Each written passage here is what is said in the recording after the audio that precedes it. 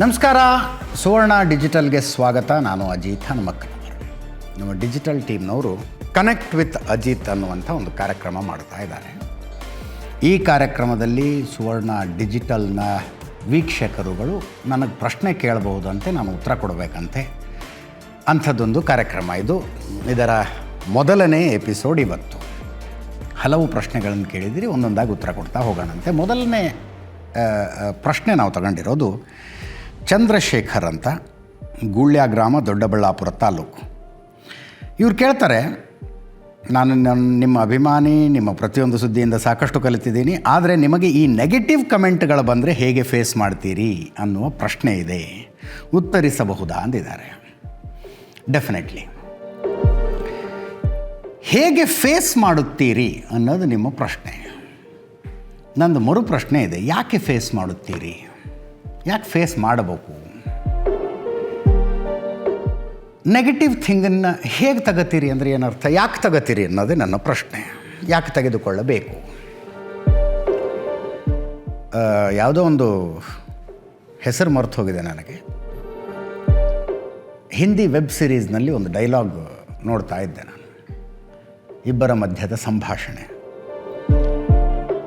Pluto ಒಂದು ಗ್ರಹ ಅಂತ ಕನ್ಸಿಡರ್ ಆಗಿತ್ತು.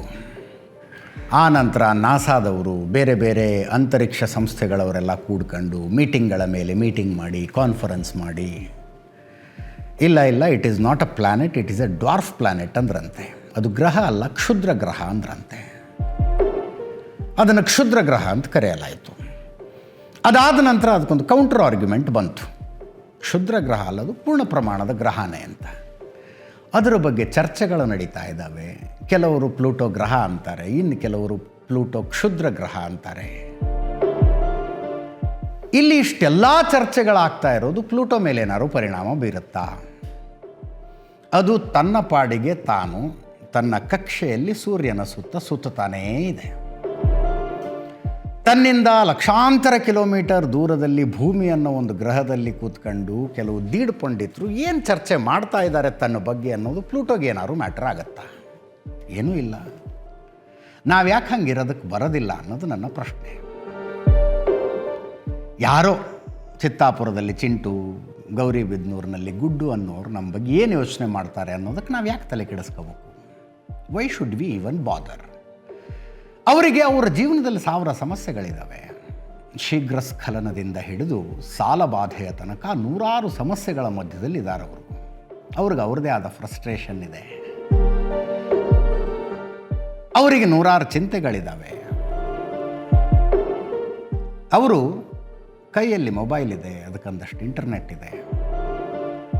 ಯಾರೋ ಕಂಡವರ ಬಗ್ಗೆ ಏನೇನೋ ಕಮೆಂಟ್ ಹಾಕಿ ಅದು ಇವತ್ತಿನ ಸಾಧನೆ ಅಂತ ಅಂದ್ಕೊಂಡು ಮಲ್ಕತಾರಪ್ಪ. ಅದರ ಬಗ್ಗೆ ಕಮೆಂಟ್ ಹಾಕಿಸಿಕೊಂಡವರು ಚಿಂತೆ ಮಾಡಬೇಕಾ, ತಲೆ ಕೆಡಿಸಿಕೊಳ್ಳಬೇಕಾ? ಯಾಕೆ ತಲೆ ಕೆಡಿಸ್ಕೋಬೇಕು? ಅದರ ಅರ್ಥ ಸೋಷಿಯಲ್ ಮೀಡಿಯಾದಲ್ಲಿರುವ ನಾವು, ಸಾರ್ವಜನಿಕ ಜೀವನದಲ್ಲಿರುವ ನಾವು ಯಾರೇನೇ ಅಂದರೂ ತಲೆ ಕೆಡಿಸಿಕೊಳ್ಳದೆ ನಿರ್ಲಜ್ಜರಾಗಿ ಬಿಡಬೇಕು ಅಂತಲ್ಲ. ನಮ್ಮ ಬಗ್ಗೆ ಮಾತನಾಡುವವರ ಉದ್ದೇಶ ಏನಿದೆ ಅನ್ನೋದರ ಸ್ಪಷ್ಟತೆ ಇರಬೇಕು. ಅವರು ಕಳಕಳಿಯೊಂದಿಗೆ ಏನನ್ನೋ ಕೇಳಿದಾಗ ಅದಕ್ಕೆ ಉತ್ತರಿಸಬೇಕು. ಅದನ್ನು ಹೊರತುಪಡಿಸಿ ವೈಕೇರಿಯಸ್ ಪ್ಲೆಷರ್ ತೆಗೆದುಕೊಳ್ಳೋದಕ್ಕೆ, ಒಂದು ವಿಕೃತ ಆನಂದ ತೆಗೆದುಕೊಳ್ಳೋದಕ್ಕೆ ಏನೇನೋ ಹೇಳ್ತಾರಲ್ಲ, ಅದರ ಬಗ್ಗೆ ತಲೆ ಕೆಡಿಸ್ಕೊಳ್ಳೋದು ಮೊದಲು ಬಿಡಬೇಕು. ಇದಕ್ಕೆ ಒಂದು ಅಂಶ ಯೋಗಿಯ ಮನಸ್ಥಿತಿ ಬರಬೇಕಾಗತ್ತೆ. ಯೋಗಿ ಅಂದರೆ ಯೋಗಿ ಆದಿತ್ಯನಾಥ್ ಅಲ್ಲ, ಯೋಗಿಗಳ ಮನಸ್ಥಿತಿ ಬರಬೇಕಾಗತ್ತೆ.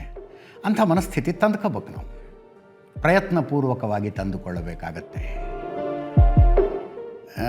ಕೆಲವರ ಕಮೆಂಟ್ಗಳನ್ನು ನೋಡಿದ್ದೇನೆ, ಸ್ಪೆಷಲಿ ಹೆಣ್ಣು ಮಕ್ಕಳಿಗೆ ಬರುತ್ತೆ. ಹೆಣ್ಣು ಮಕ್ಕಳು ಏನೋ ಒಂದು ಪೋಸ್ಟ್ ಹಾಕೋದಿರಲಿ, ಒಂದು ರೀಲ್ಸ್ ಮಾಡೋದಿರಲಿ, ಬಾಯಿಗೆ ಬಂದಂಗೆ ಕಮೆಂಟು. ನಿನ್ನ ಬಟ್ಟೆ ನೋಡು, ನಿನ್ನ ಸಂಸ್ಕೃತಿ ಇದಾ, ನೀನು ಹಂಗಿದೆಯಾ, ನೀನು ಹಿಂಗಿದೆಯಾ. ಹಾಗೆ ಕಮೆಂಟ್ ಮಾಡುವವರ ಮನಸ್ಥಿತಿ ಹೆಂಗಿರ್ಬೋದು ಅಂತ ನನಗೆ ಆಲೋಚನೆ ಬರೋದು. ಕಮೆಂಟ್ ಮಾಡುವವರ ಮನಸ್ಥಿತಿ ಹೆಂಗಿರ್ಬೋದು? So it is the problem with them. ಸಮಸ್ಯೆ ಇರೋದು ಅವರಲ್ಲಿನ ಸಮಸ್ಯೆಗೆ ನಾವು ನೀವು ಯಾಕೆ ತಲೆ ಕೆಡಿಸಿಕೊಳ್ಳಬೇಕು? ಮಾಡೋದಕ್ಕೆ 100 ಕೆಲಸ ಇದೆ. ಆ ಕೆಲಸದ ಕಡೆ ಬ್ಯುಸಿಯಾಗಿರ್ಬೇಕು. ಇವರ ಪ್ರಶ್ನೆ,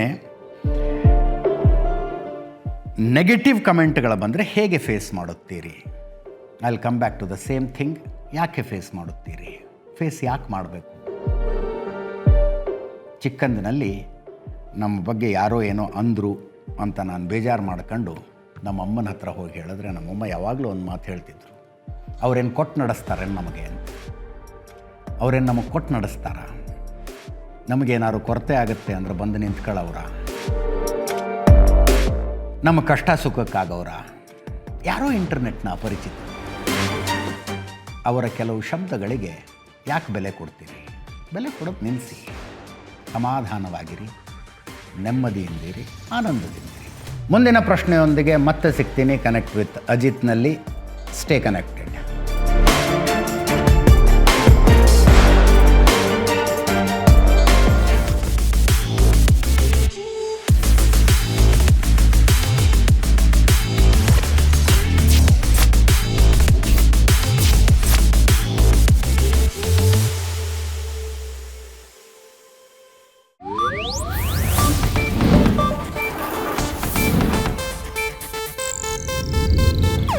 ಇದು ಏಷ್ಯಾನೆಟ್ ನ್ಯೂಸ್ ನೆಟ್ವರ್ಕ್ ಪ್ರಸ್ತುತಿ.